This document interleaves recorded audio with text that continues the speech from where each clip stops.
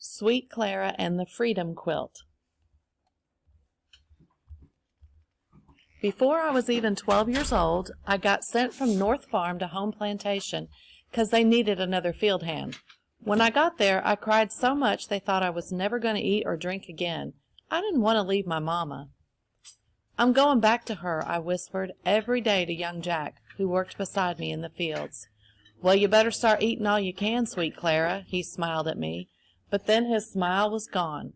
In a low voice he said, "Or else you won't make it." Young Jack helped me believe I'd get back to my mama someday.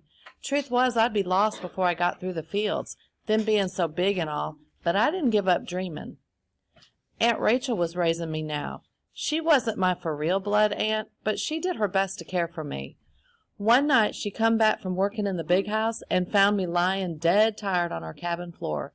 She shook her head and say, "Sweet Clara, you ain't gonna last in the fields, but I got an idea."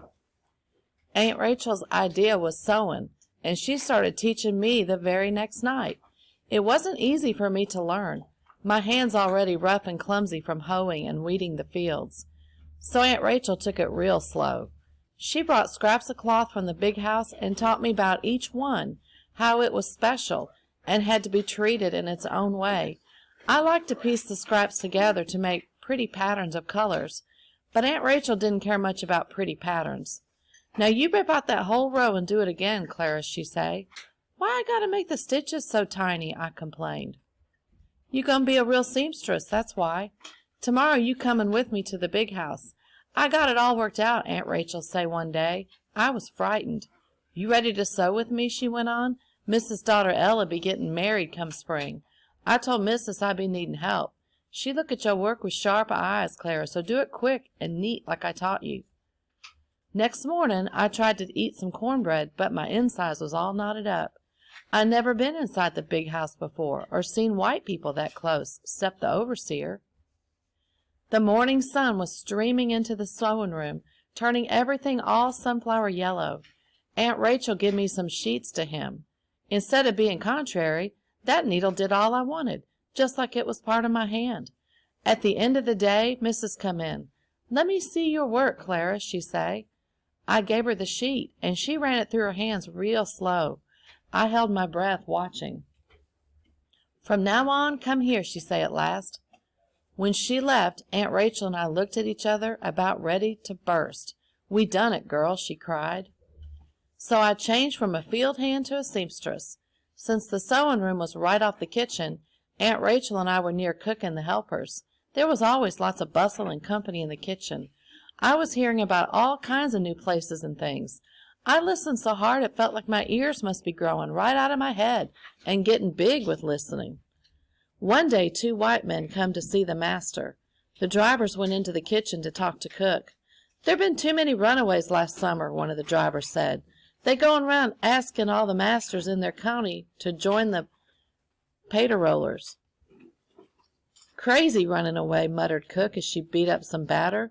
"Where you going to get to 'cept lost in the swamp?" "Dunno," said the other, "but I hear we ain't that far from the Ohio River. Once you get that far, the Underground Railroad will carry you across." "That's right," agreed the first. "The railroad will get you all the way to Canada, then you free forever." Cook snorted. "If it be as easy as you two let on, more would 'a gone." One of the men replied in a quiet voice, "It'd be easy if you could get a map." Walking back from the big house that evening, I asked Aunt Rachel about what I'd heard. "Where's Canada? And what's the Underground Railroad?" "See there," Aunt Rachel pointed. "That's the North Star. Under that star, far up north, is Canada. The Underground Railroad is people who've been helping folks get there, secret-like." She looked at me hard. "But don't you start thinking about it. You run away and get caught, you be beaten." Still, I couldn't stop thinking about it.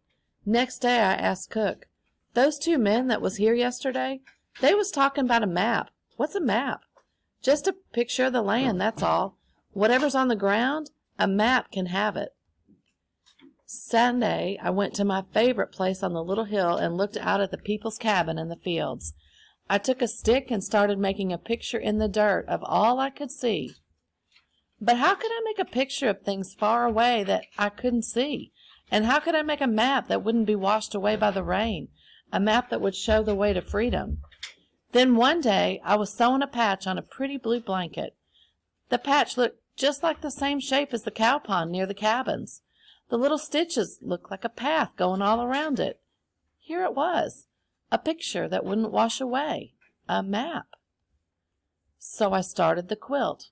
When you sewing, no matter how careful you be, little scraps of cloth always be left after you cut out a dress or a pillowcase.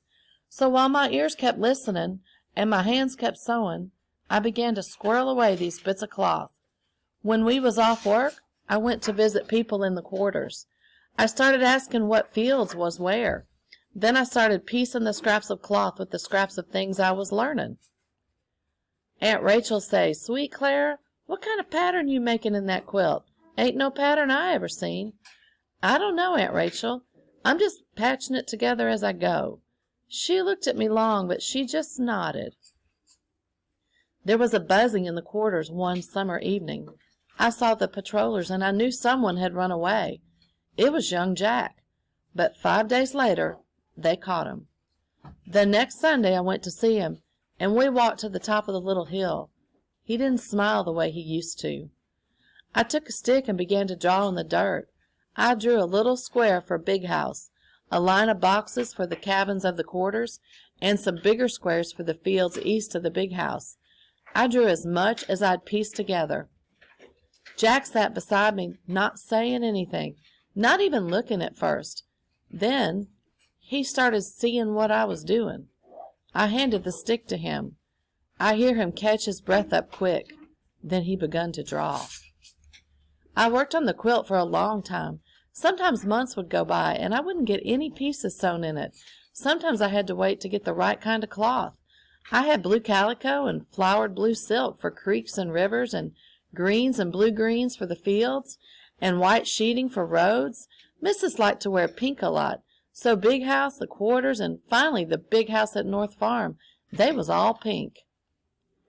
The quilt got bigger and bigger, and if folks knew what I was doing, no one said.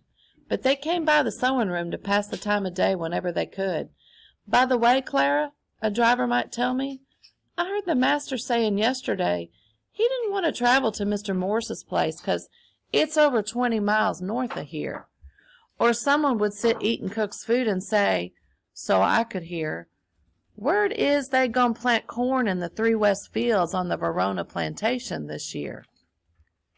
When the master went out hunting, Cook's husband was the guide. He'd come back and say, "That swamp next to home plantation is a nasty place. But listen up, Clara, and I'll tell you how I thread my way in and out of there, as smooth as your needle in that cloth."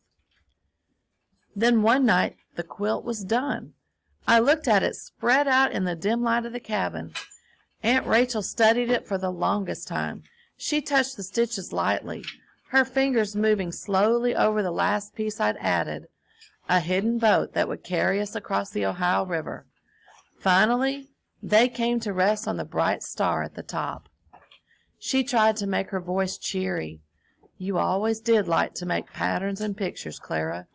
You get yourself married to young Jack one of these days, and you two will have a real nice quilt to sleep under." "Aunt Rachel, I couldn't sleep under this quilt," I answered softly, putting my hands over hers. "Wouldn't be restful somehow. Anyway, I think it should stay here. Maybe others can use it." Aunt Rachel sighed. "But ain't you going to need the quilt where you going?" I kissed her. "Don't worry, Aunt Rachel. I got the memory of it in my head." It rained hard for 3 days the next day. Me and Jack left home plantation in a dark thunderstorm. The day after it was too stormy to work in the fields, so Jack wasn't missed, and Aunt Rachel told them I was sick. We went north, following the trail of the Freedom Quilt. All the things people told me about, all the tiny stitches I took, now I could see real things. There was the old tree struck by lightning, the winding road near the creek, the hunting path through the swamp. It was like being in a dream you already dreamed. Mostly we hid during the day and walked at night. When we got to North Farm, Jack slipped in through the darkness to find what cabin my mama at. Then we went in to get her, and found a little sister I didn't even know I had. Mama was so surprised. "Sweet Clara, you growed so big." Her eyes just like I remembered, her arms strong around me. "Mama, I'm here for you. We going north. We know the way." I was afraid they wouldn't come, but then Mama said yes. Young Jack carried my sister Anna, and I held on to Mama's hand. We kept on as fast as we could, skirting farms and towns and making our way through the woods. At last, one clear, dark night, we come to the Ohio River. The river was high, but I remembered the place on the quilt where I'd marked the crossing. We searched the brush along the banks until at last we found the little boat. "This was hid here by the folks in the Underground Railroad," I said. The boat carried us across the dark, deep water to the other side. Shivering and hungry and scared, we stood looking ahead. "Which way now?" Jack asked me. I pointed. The North Star was shining clear above us, up there through the woods, north to Canada. Sometimes I think back to the night we left, when young Jack came to wake me. I can still see Aunt Rachel sitting up in her bed. She just shook her head before I could say a word. "Before you go, just cover me with your quilt, sweet Clara," she say. "I'm too old to walk, but not too old to dream, and maybe I can help others follow the quilt to freedom." Aunt Rachel kept her word. The quilt is still there at Home Plantation. People go look at it, even folks from neighboring farms. I know because some of them come and tell me how they used it to get free. But not all are as lucky as we are, and most never can come. Sometimes I wish I could sew a quilt that would spread over the whole land, and the people just follow the stitches to freedom, as easy as taking a Sunday walk.